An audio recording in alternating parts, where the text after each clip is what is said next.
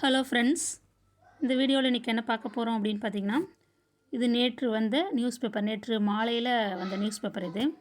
அதில் என்ன கொடுத்துருக்காங்க அப்படின்னா, அரசு பணியாளர்கள் ஆசிரியர்கள் மகிழும் வகையில் கோரிக்கைகள் நிறைவேற்றப்படும். தமிழ்நாடு அரசு அறிக்கை விட்டிருக்கு. அதில் என்ன சொல்லியிருக்காங்க அப்படின்னு பார்க்கலாம்.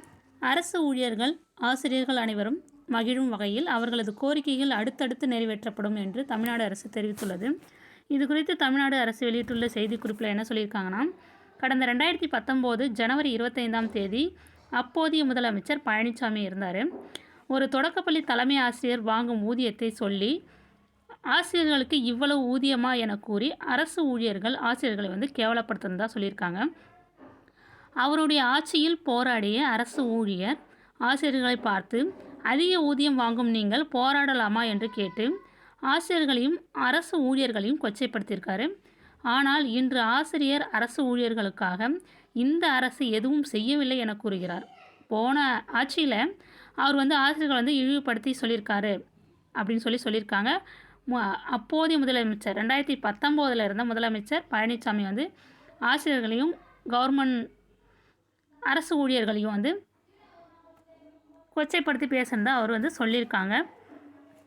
இப்போ இந்த ஆட்சியில் அரசு எதுவும் அரசு ஊழியர்களுக்கும் ஆசிரியர்களுக்கும் செய்யலை அப்படின்னு சொல்லியிருக்காரு.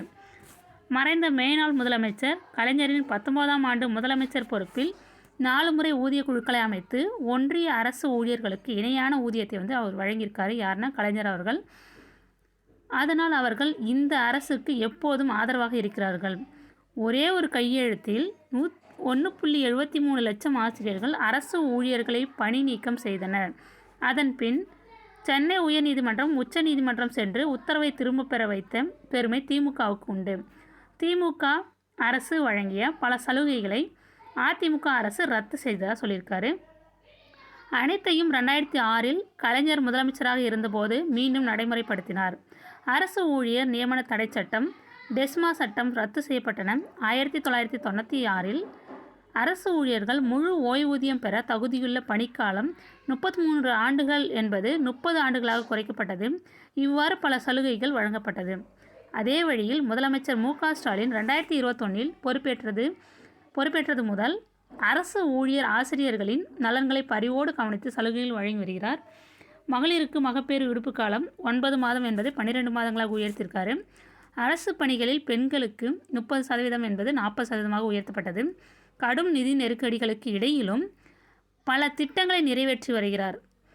ஒன்றிய அரசு உயர்த்தி வரும் அகவிலைப்படிகளை அவ்வப்போது தமிழ்நாடு அரசு ஊழியர்களுக்கும் ஆசிரியர்களுக்கும் அளித்து வருகிறார். அடுத்தடுத்து அவர்களுடைய கோரிக்கைகளும் அவர்கள் அனைவரும் மகிழும் வகையில் நிறைவேற்றப்படுவதாக சொல்லியிருக்காங்க.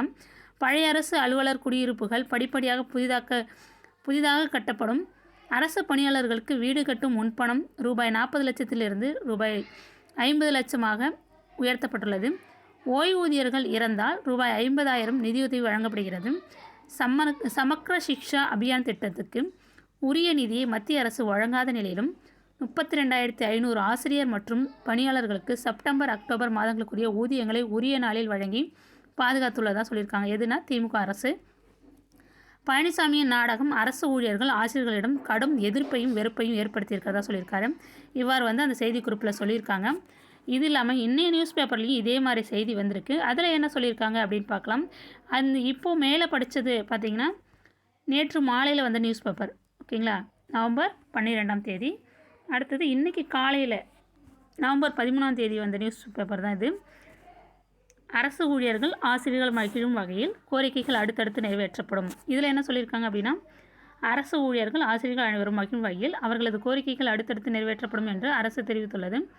இது குறித்து தமிழக அரசு வெளியிட்டுள்ள செய்திக்குறிப்பில் முன்னாள் முதல்வர் பழனிசாமி ஒரு தொடக்கப்பள்ளி தலைமை ஆசிரியர் வாங்கும் ஊதியத்தை சொல்லி இப்போ அதில் என்ன சொல்லியிருக்காங்களா அதுதான் இதில் சொல்லியிருக்காங்க. அடுத்து வேறு என்ன சொல்லியிருக்காங்க அப்படின்னா, அதே நியூஸ் தான் போல், இதில் வேறு இல்லை. அதில் என்ன சொல்லியிருக்காங்களோ அதே தான். இது வேறு ஒரு நியூஸ் பேப்பரில் இன்றைக்கி காலையில் வந்த நியூஸ் பேப்பரில் அதே தான் கொடுத்துருக்காங்க போல். அதே தான் கொடுத்துருக்காங்க. இந்த வீடியோ உங்களுக்கு பயனுள்ளதாக இருக்கும்னு நம்புகிறேன். Thank you friends.